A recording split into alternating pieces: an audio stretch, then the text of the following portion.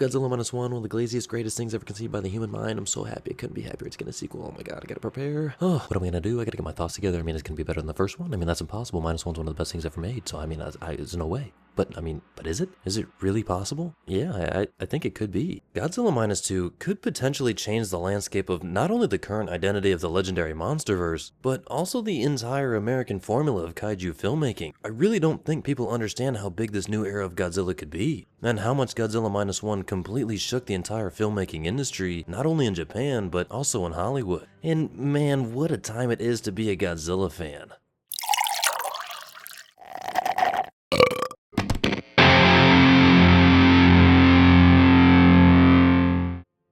Hey there all you delectable snacks you, it's Milky here, and man am I happy to be back. Especially talking about what is probably my favorite thing ever created by mankind, that being none other than the king of the monsters himself, Godzilla. Now, even though I've only made one video on my channel about Godzilla, just in case you're unaware, I absolutely adore the giant lizard. I mean, ever since I was a kid, it was dinosaurs and Godzilla, and I'd straight up be lying to you if I said anything has changed in the last 20 or so years. I still love dinosaurs and Godzilla, and if any one of you sticky little goobers thinks that's lame, then by golly, am I content with being lame. But if you're cool like me, then go ahead and comment your favorite dinosaur down below in the comments, because I want to know how good a taste my subscribers have. And you should also go check out my Godzilla Minus One video, because I go way more in depth into my history with the Godzilla series and why that film is single-handedly my favorite Godzilla film in the entire franchise. And not to mention, one of my favorite movies of all time.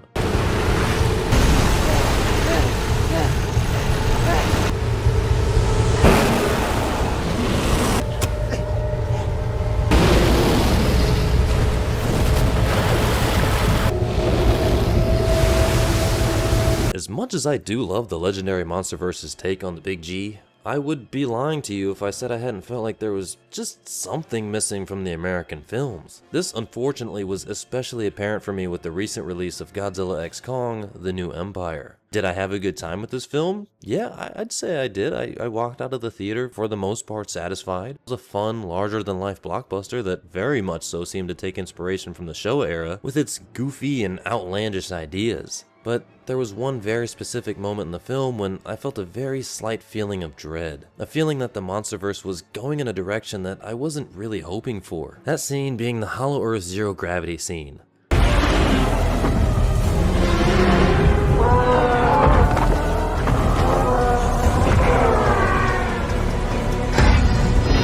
Now, I do respect the filmmakers for going full Showa era goofy here, because half of the reason I love Godzilla so much is because of his versatility when it comes to thematic tones. I mean, I really don't know if there's another fictional character that can go from being a horror figure in a film with dark thematic tones to being a goofy anti-hero that is clearly meant to attract a younger audience. And I love that about the series. I mean, that's the whole reason Godzilla's been able to survive and thrive for over 70 years. So I do respect all versions of Godzilla, but that doesn't mean that I don't personally have a preference in how I like to see Godzilla portrayed. I've always been a sucker for a mean Godzilla where he's the problem, he's the threat to humanity, regardless of whatever the allegorical message is that he's being used to portray. That's why films like GMK, Godzilla 1984, Shin Godzilla, Minus One, Godzilla 2014 for the most part, and obviously the original Big Daddy Godzilla 1954, and yes, even Godzilla 1998.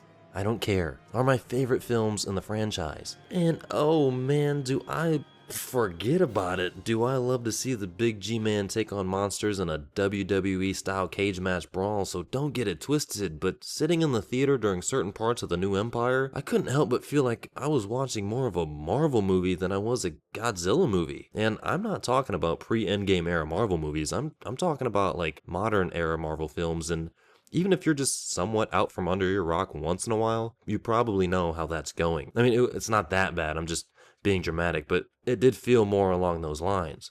Any sense of scale is pretty much non-existent in some scenes, which is a huge reason why we love to watch these colossal larger-than-life creatures on the big screen in the first place. I have certain issues with Godzilla 2014, but the more that the newer films have come out, the more I appreciate Godzilla 2014. But you can't deny that Gareth Edwards masterfully portrayed immense size and scale in that film. I mean, you can still have exciting, badass combat scenes in a kaiju film while maintaining the slow-moving, weighty feel of the creatures. Look at Pacific Rim, for example.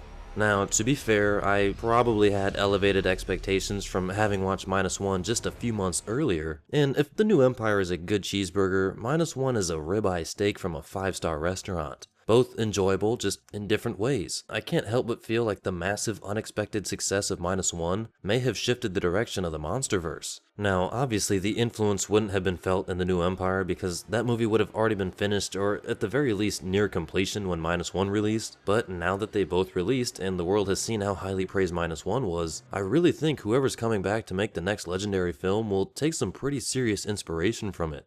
Not necessarily trying to make a carbon copy of Minus One, but at least making the tones a little bit more serious and focusing a little bit more on the human story. Minus One had a minuscule budget of between $10 to $15 million, which wouldn't even cover the cost of advertising for an American-produced film. It received in total 44 award wins, 62 nominations. It's the highest grossing Japanese Godzilla film ever produced, not to mention it's the first Godzilla film ever to receive an Oscar nomination. And it made an insane profit with a box office of $115 million. But Milky, I hear you say.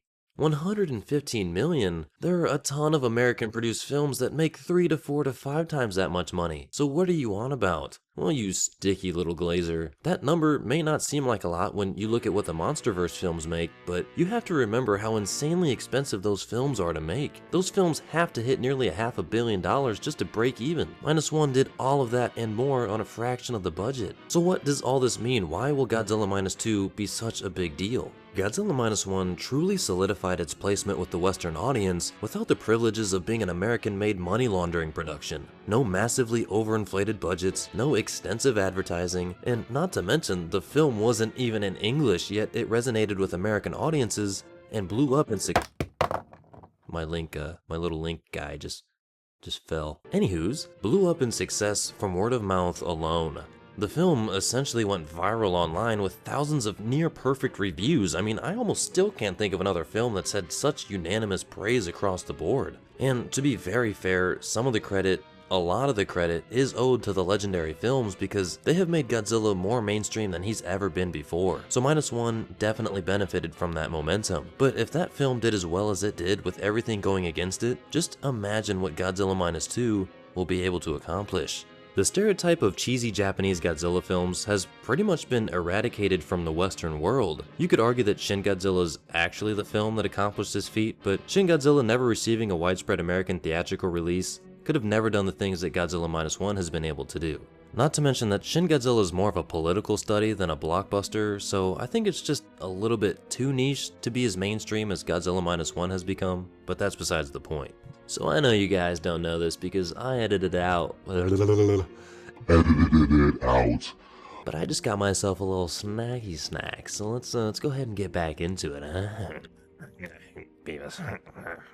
Now, although, at least to my knowledge, there hasn't been an officially announced Godzilla Minus One sequel, Takashi Yamazaki has confirmed that he will be doing another Godzilla film. It only really makes sense for this film to be a sequel to Minus One. And apparently production has pretty much already started. If the rumors of there being a second monster in the film are true, that could massively increase appeal to audiences that not even Minus One appealed to, bringing a more familiar, blockbustery feel to the film. To further the good news, Yamazaki has made it very clear that no matter the amount of spectacle that he's able to bring to his next film, the human element and story will remain the center focus of the movie, which is great news because that's a big reason the predecessor resonated so well with audiences. Huge CGI action set pieces don't hit the same in 2025 as they did in the 90s or the early 2000s. People are desensitized and one could even argue burnt out on flashy CGI. Now that could be because the quality of CGI has seemed to recess in a lot of movies as of late, but people ultimately crave relatable stories that they can put themselves into the shoes of. And if Minus 2 can mix that with big monster fights, then this movie could be unstoppable. This movie will inevitably have a larger budget than Minus One just because of how well that movie performed,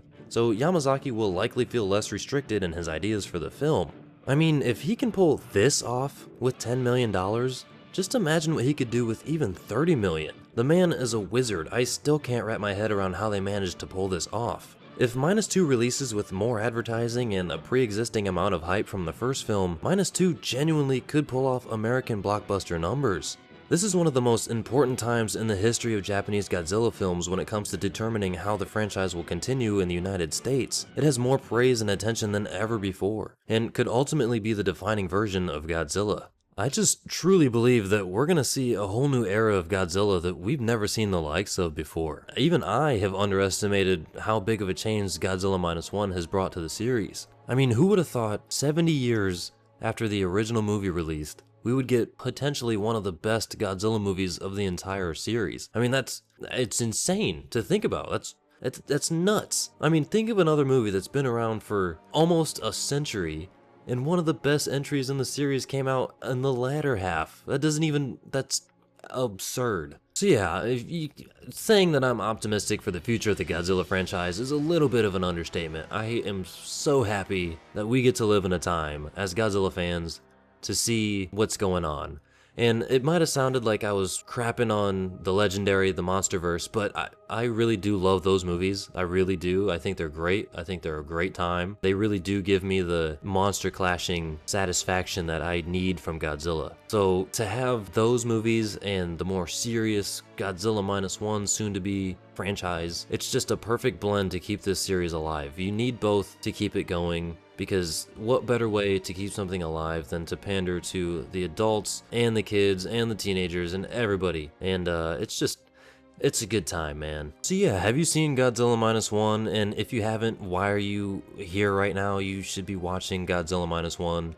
And if so, are you excited to see Godzilla Minus Two? Comment down below your favorite dinosaur and possibly your favorite Godzilla movie of all time. And I'll see you next time on the Milky Donut.